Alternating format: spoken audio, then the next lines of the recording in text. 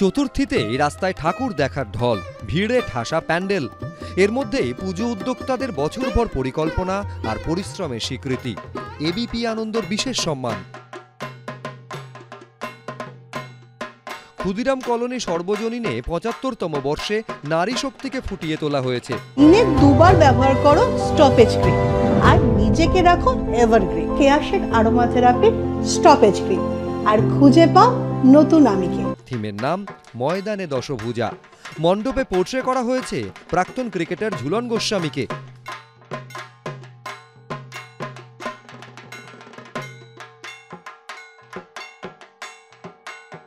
পঁচাত্তরতম বছরে নেতাজিনগর সর্বজনীনের থিম শেকড়ের টানে।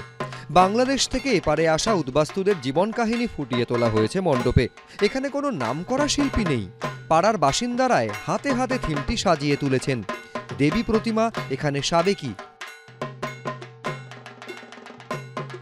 শিকড় ছেঁড়ার যন্ত্রণা শূন্যতা থেকে পূর্ণতায়।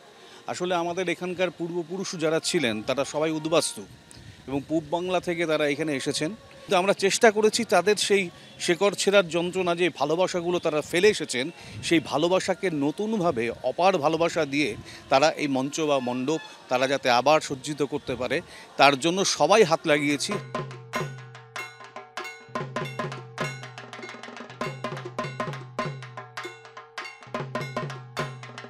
নিউটাউন বিডি ব্লক কালচারাল অ্যাসোসিয়েশনের পুজোর এবার নবম বর্ষ।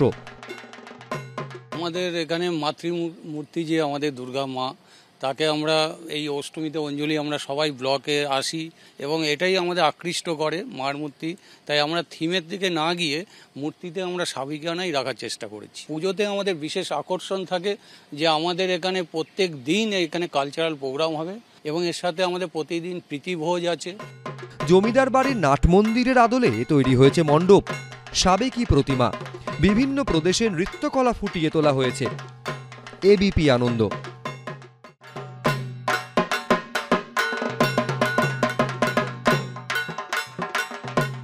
পরিবেশ ভাবনা কলকাতার দুর্গা মণ্ডপে বিভিন্ন সময় বিভিন্নভাবে ফুটে উঠেছে, কিন্তু তাই বলে ৮,০০০-এরও বেশি আসল গাছ এটা কিন্তু কলকাতার পুজোয় কখনো দেখা যায়নি।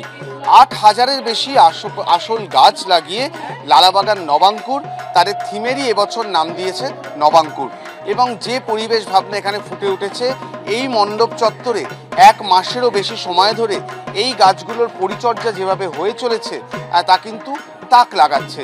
প্রচুর মানুষ ইতিমধ্যেই এখানে আসতে শুরু করেছেন, সবুজ দুর্গা দেখছেন এবং সেই জন্যই যেভাবে পরিবেশ ভাবনা তাদের মধ্যে ফুটে উঠেছে সেটা মাথায় রেখেই এবছর অন্যতম সেরা পুজো লালাবাগান নবাঙ্কুর উদ্যোক্তা রয়েছেন, তাদের হাতে পুরস্কার তুলে দেওয়ার পালা।